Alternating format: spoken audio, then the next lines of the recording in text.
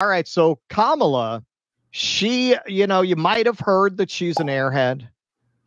You might have heard that she's just completely unsuited to running a card game, much less the country. But she really is proving herself, man. I think a lot of people are going to be eating their words. She went up there and she addressed inflation in a way that Allen Ginsberg would envy for its poetic abstraction. So let's see what she had to say about inflation. Are you going to do to fix this problem with inflation? All right, thank you. Well, let's start with this.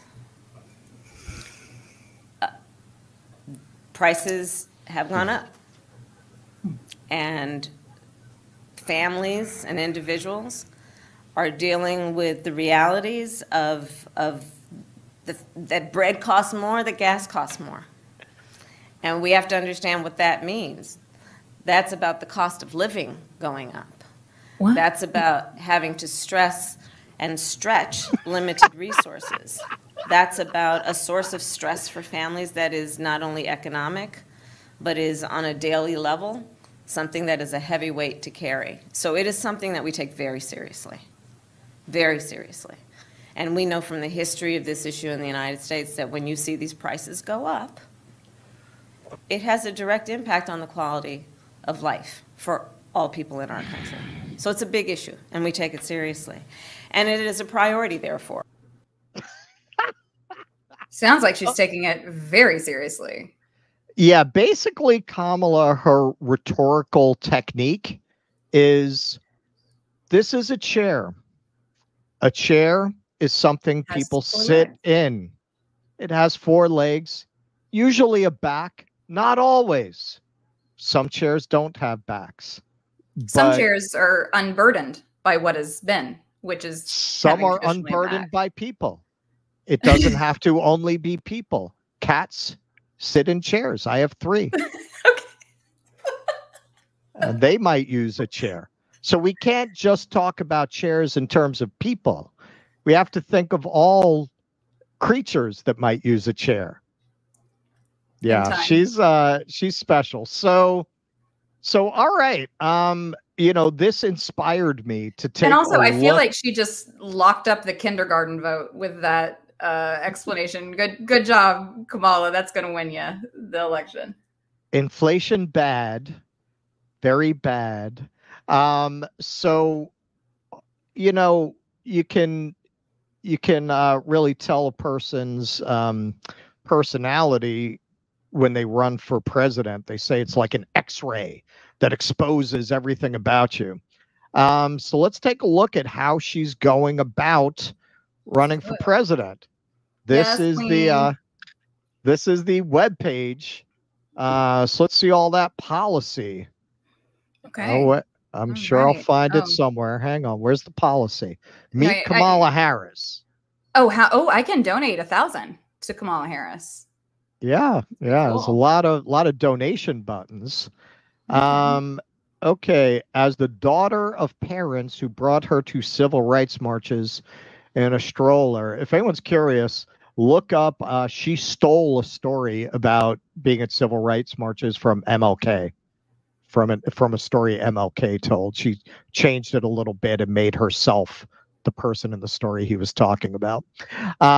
So it talks about she's running for president, okay, and as vice president, stood up to extremists defending reproductive freedom. Yeah, basically just vaguely talks about what she did in the Senate. As far as standing up for reproductive freedom, what did she do? Just wear a pantsuit? Pretty much. All right. So basically, so we looked at her meet Kamala. But basically, it's a merch shop. I mean, really, it's a merch shop. Kamala bi pride flag tee, trans pride flag tee, Harris pride sticker 2-pack, where it's her in a rainbow jacket there.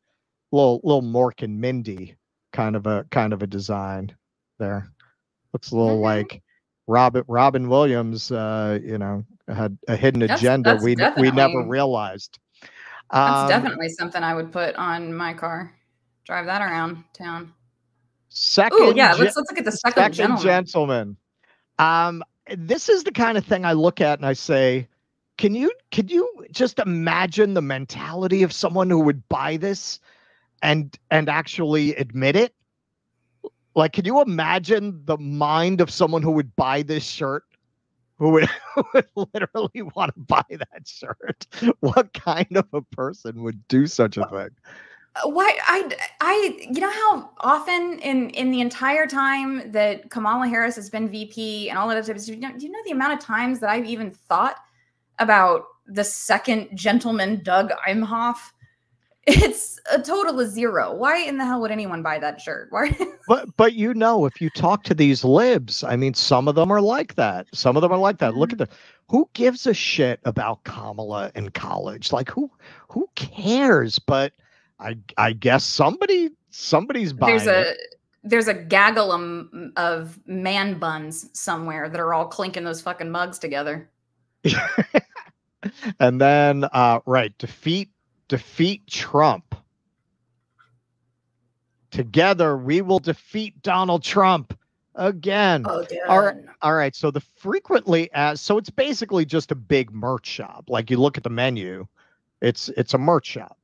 Now go to frequently asked questions. Okay. It's all about the merch. There's nothing about policy. There's nothing. It's a store. What's the status of my order? What does awaiting fulfillment mean? I mean, that could be a metaphor for the state of the country.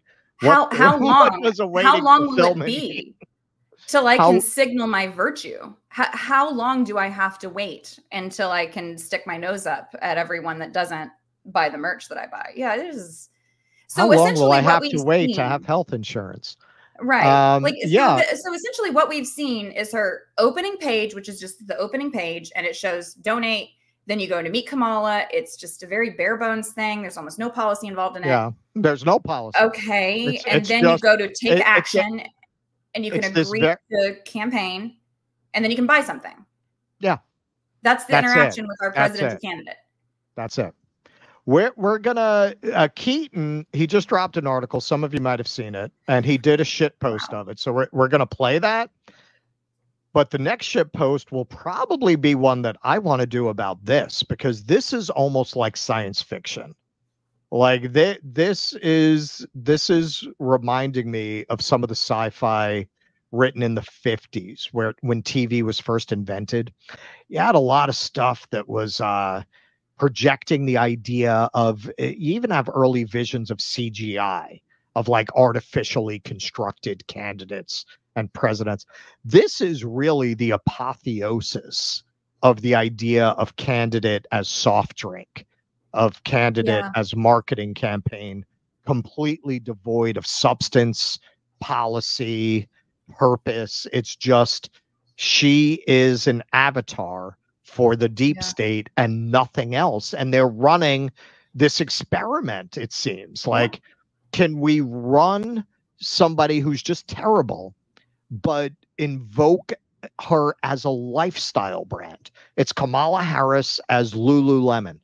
Can we just appeal to all the people who want their branding to be associated with this candidate without ever offering anything beyond that?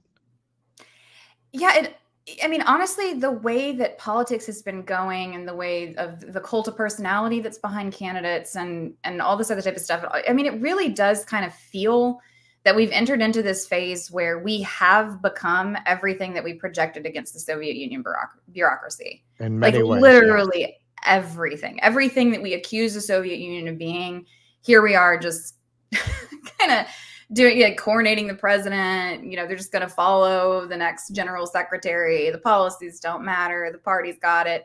And that is how it kind of feels in that way. So once again, I feel like it's just projection all over again. You know, when you get to the state, when the system gets to the state where you no longer have any viable political candidates, then it does have to go into a marketing campaign. There's no other way.